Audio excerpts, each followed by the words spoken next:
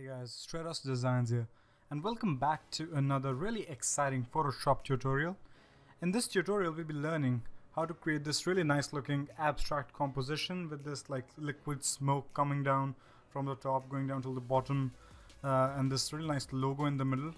In this case I've used the Photoshop logo, but you can use anything that you like. And we've got some really nice highlights going on here with some kind of bouquet in the background, and some really nice darks and some really nice highlights in the foreground. What we'll be needing for this is just one single image, which is this one. I will be providing a link down below to this image, and if I forget to put this link down below, please just put that in the comment and I will be providing this image in the description. Well, I guess we should get started now. So what you want to do is you want to go to the file menu, click on new, and you want a new document of 1920 by 1080, and as this is a web composition, so we'll be having the resolution at 72, but if you plan to print it, then you should have the resolution at 300. We'll have the background contents at white, and just click on create button. We have this image here, so we'll just drag it into our main composition like so, and just center it out. Press Ctrl A to select the whole document, and just while the move tool is selected, click on the second button from the start and the second button from the last in this toolbar right here to center it out. We'll just merge this layer with the background by pressing Ctrl E, and just unlock the background by clicking on this little lock icon here.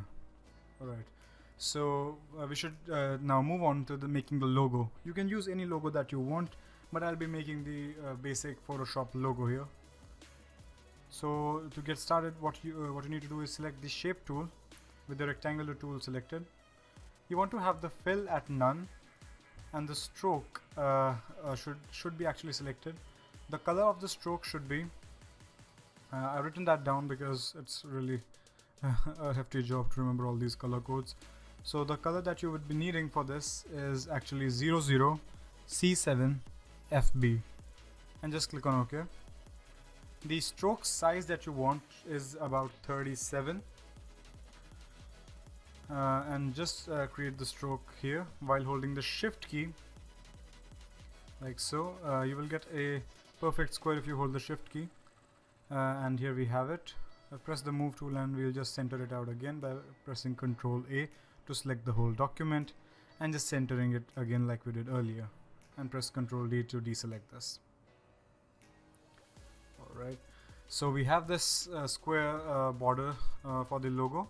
Now let's add the text. Click on the T key to actually get your type tool activated, and just type in whatever text that you want. I'll be typing in PS. The font that I'm using is Helvetica New. You can use any font that you like, and we'll just scale it up so that it does not look too small. About this size, maybe a little larger. About this size looks pretty nice, and just hit enter. Press Ctrl A again to center this out.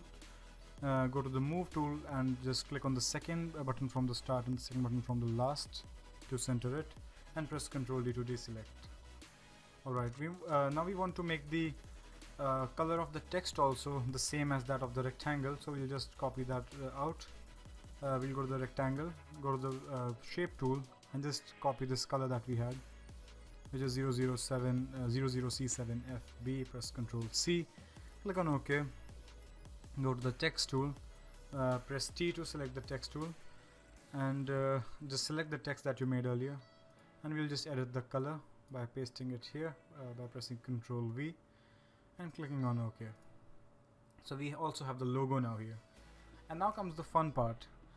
If you look at this image right here, it really looks kind of flat. The smoke or the liquid is in the background and the logo is in the front. So we'll be doing a little bit of masking so that it looks 3D, and it feels like the smoke is actually going through this logo, like in the main document that we have here. So what we'll be doing is that we'll be masking areas of both the text and the border. So while the text layer is selected, click on this little mask button on the bottom like so, and with the rectangle tool selected, click on the mask button again. So let's get started. With the mask selected for the rectangle layer, what you need to keep in mind while masking is that whatever is white is visible and whatever is black is invisible. So with the brush tool selected, we like to have a soft round brush, and we'll just zoom into the bottom like so, and we'll just start masking out areas. We'll press the D key to get the foreground color and the background color as the default colors, which are black and white. So we have the foreground color as black.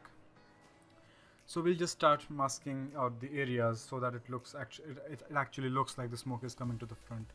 With the while you're on the mask of the rectangle tool, just begin masking out areas like so. We'll just mask out some of these areas, and just press the X key to switch between black and white. For example, we have this area masked in. Now what we want to do is just decrease the size of the brush by pressing the left square bracket key like this, and press the X key to get the foreground color as white and the black as the background color, as we need to hide some of this area now. Pressing X, we'll just hide some of the area that we don't want visible for the smoke, and like so. So we actually so that's basically what we'll be doing over the whole image here. What we did was that we hid the area of the border where this smoke was coming from, and actually we can actually just go back if you want. I'll press Ctrl Z to undo. You can do whatever you need, whatever you want, wherever you want the smoke to be visible. Just mask that area out with the black color as your foreground color. So I'll just get black as the foreground, and just let's see if we'd like this area to be visible. This looks pretty nice. So we'll just hide this area now by pressing the X key to get white as the foreground color. We'll decrease the size a little and hide this up like so, like this, and we'll just hide some of this area if we want. Maybe not. By pressing X, we'll just hide this up like this. For this part, I guess this looks nice. Now we'll move on to the second portion of this image, maybe here. We'll press the X key again. We'll press the X key to get the black color as a foreground color, and we'll just mask this area in like so. Maybe this also, and we'll just get white as a foreground color to hide some of this smoke like this. What you need to keep in mind while doing this is that you should not have any white background visible here. Otherwise it won't really look like it's the smoke is coming into the front. It will look like something, just it will look bad. That's it. We'll just go to the left hand part of the border, and we'll just unhide the smoke here also by having the black color as a foreground color. We'll just mask over this area like so, and we'll just send it here. We'll get white as the foreground color and get this area back like this. Alright, this looks nice. Now let's focus on the top part like here, and we'll just hide this bar here like so, and just get some portion of it back like this. This looks pretty nice. Similarly, we'd be doing this this portion also. We'll just hide this part here and get some of it back. Get some of it back like so. Alright, I guess that does it for the border region, and maybe we'll just make some of it visible here. I guess that would look nice.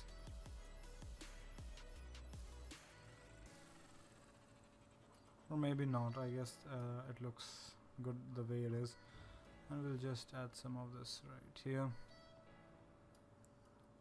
We'll just decrease the size of the brush by pressing the left square bracket key and just hide this area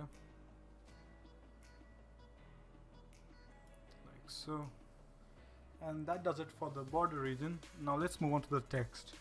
Selecting the mask on the text layer, we'll be repeating the same procedure again, we'll just increase the size of the brush a little bit by pressing the right square bracket key, and similarly we'll be masking out areas as we did with the border area. So we'll just hide this area like so, maybe bring some of it back like this. Alright, and maybe we'll just hide some of it here like so. This looks pretty nice. And don't worry about the colors, because we'd actually be making all of it blue like in this image, so don't think too much about the color combination that is becoming visible. So maybe we'll just actually maybe a little bit here and decrease that a little, decrease the brush size, make some of the smoke visible, and just clean it up from the bottom by having the white color as a foreground, and that is alright. Now let's come on to the top part of the S, and maybe we'll just get the smoke visible from here a little bit like so.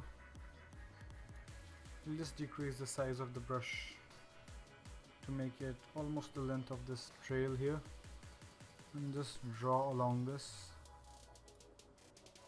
like so. We'll erase some part here, and if you actually have problem in the masking, just take your time. Sometimes it takes a time in the beginning to get used to that, but after you get the hang of it, it's pretty easy. And if there is still some doubt in your mind, just tell me in the comments below, and I'll make a new tutorial based on masking, solely based on masking only. So I guess we'll just hide some area maybe here, or maybe not. Let's see, where can we add some more smoke? Let me see that image that we had earlier. Alright, we'll have it on the top as well. So increase the size of the brush a little, like so. And hide some of it from here. Let's mask it out and make it look alright. And that looks pretty nice. So let's see, where can we add some more smoke? Maybe in this part a little bit here.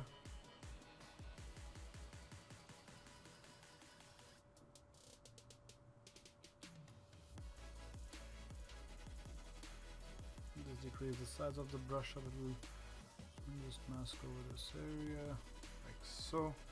And I guess that looks pretty nice. The overlapping looks pretty good right now. I guess you could take as much time as you want, and let's move on to the next step of the tutorial. So now what we want is, we want a uniform kind of color for this, a uniform bluish gradient over this.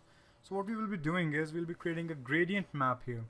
So you want to go to this adjustments button here and click on gradient map right here. So it will create a gradient map, and we want to edit these colors again. So I'll just bring up the values I had written earlier. We'll have the first color here. I'll just copy that down, and on the first handle we'll have the color at 14122D, and we'll press OK. We'll double click on this handle as well and get the second color, which I have on my desktop, which is 31C 5F0. 31C 5F0, and press OK. Now we see we have a really nice similar looking color here, but you will be noticing that there is a kind of some contrast missing here, and we really need to get it a little bit more punchy. So what we'll be doing here is, we will be adding a curves adjustment layer. So going to this button here, on the adjustments button, we'll be adding a curves adjustment, and we'll just darken out the shadows here like so, and maybe bring up the highlights a little. What we want to do is, we want to make it really punchy. We want to have this really punchy looking effect, so that the shadows are pretty dark and the highlights are like subtly high, not too high. And this looks fine, I guess. Maybe decrease this a little bit, Well, yeah, I guess that looks pretty nice. Yeah, that looks good. So what we'll be doing next is, as we see in the actual image here, what we want to do now, we want to add some highlights on different parts of the image so that it looks kind of like, it looks a bit more punchy than it is right now. So what we'll be doing is we'll be creating a new layer by clicking on this button right here, and with the brush tool selected, and make white as your foreground color, and increase the size of the brush so that it's about this big compared to the logo, and just put the layer name to highlights, and make the blending mode to soft light, like so, and just start brushing over some areas which you want to be highlighted a little, like so. Maybe this one as well, maybe this one a little, and a little bit here. I'll just decrease the size a little, and just make the lettering also a little bright in some parts, like so. You can take your time and test out what looks good. And now similarly, make the foreground color black, and similarly just darken out some areas that you want to be a little bit darker. Just increase the size a little and make it like this, and darken out some areas like this, and just make the color gray if you want a little less darkening than what is being done with the black. That gray just darkens the things a little bit more smoothly than is done with the black color. I guess that looks nice. I guess it looks pretty cool. Alright, so now what we want to do is we want to actually add a little bit more contrast to this image and make it a bit more you know, like a little more catchy. So what you'll be doing is you'll be creating a new layer, press shift backspace, and add, rather just cancel this out. So what you'll be doing is just delete this layer. So what we'll be doing is we'll be pressing Control, Shift, Alt and E. What this does is create a composite snapshot of this whole document that is visible right now, and just copy that layer again by pressing Control J. It will just duplicate that layer. In the first layer, you want to go to the filter, go to Other and click on High Pass.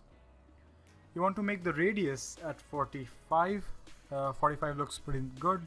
Just and click on OK. Just hide the top layer so that you can see what we did right now. And similarly, just put that on soft light. And similarly, on the top layer, you want to add a high pass filter again. So just go to Filter, Other, and High Pass. But this time you want the radius to be 2, so that we only get a really smooth looking and really light highlight here. So click on OK and press put the blending mode again to soft light. We see that it does add a little more pop to the image, like so. And if you want, you can actually decrease the opacity a little bit if you think that in your case the image is too contrasted.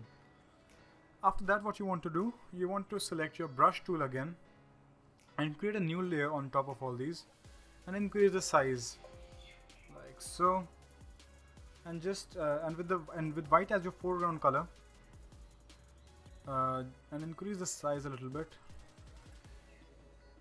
like so. Maybe not that much, like this, and just draw here and there, like just like some highlights on the top, on the bottom, like so. Decrease the size a little bit, and a little one here, and a little bit on the top, like so. And just put that on soft light, and just decrease the opacity a little bit only. And similarly, create another layer on top of this, and decrease the size of the brush, and just add small kind of balls of light around the image, like so.